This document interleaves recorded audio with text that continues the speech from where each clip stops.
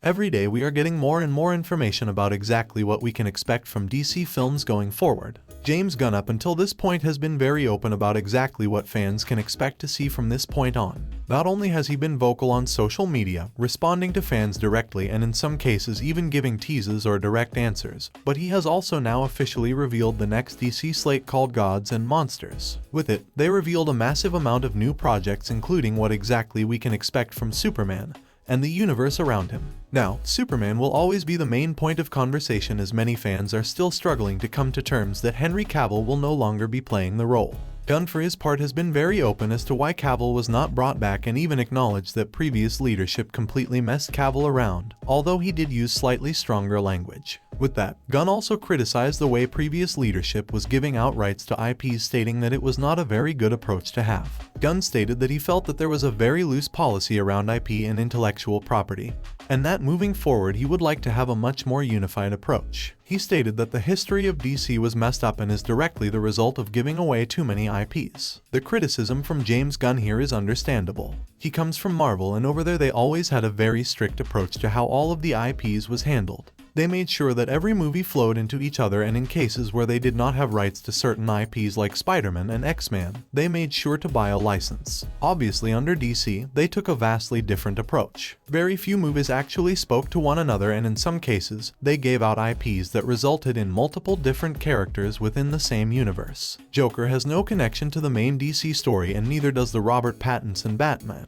The result is an independent Joker as a standalone, while a new Joker is being cast for Robert Pattinson, and then an additional Joker for the Suicide Squad. Now, granted, the Robert Pattinson Joker was never brought into the story, and they likely will not do so, but all of the different standalone movies do make for awkward storytelling when you are trying to build up a universe. It should be noted though that all of this is an assessment and observation of how things were done previously, and not just a criticism, as many do not mind that DC decided to create their own path separate from Marvel and actually told standalone stories. Both the Joker and Batman movies were excellent, and I am sure most do not mind that they exist alongside the main story. Be that as it may, it is clear that Gunn does not like this at all, and once the contracts expire for the standalone movies, it will be the last time we see something like that. With James Gunn arguing that the previous DC was in disarray, going forward, there will be structure. This structure will be starting with a brand new Superman story. The story will focus on a younger Superman who is still discovering his powers, and this movie will directly lead and connect to the Authority movie involving a group of heroes that does not have Superman's appetite for justice in mind. With Gunn stating that these two movies will be directly connected, the Supergirl movie that will follow is also going to have a strong connection to Superman.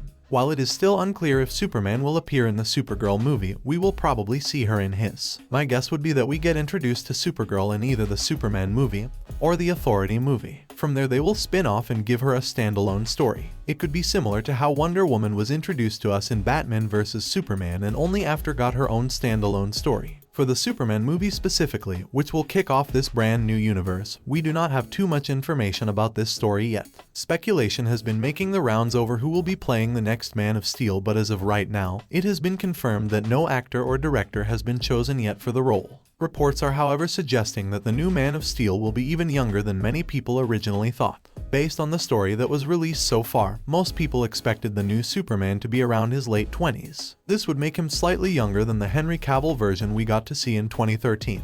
In 2013, we did get to once again see a bit of an origin story that revolved around his home planet, life as a child and teenager, and then finally him discovering his powers. When it was revealed that the new Superman would be younger and discovering his powers, fans immediately jumped to the conclusion that this new version would be just another retelling of the same backstory that we already know. Although Gunn has denied those rumors and stated that it will not in fact be another retelling, many are still concerned, especially now that it has been revealed that the new Superman will be in his mid-20s, which is a bit younger than what most expected.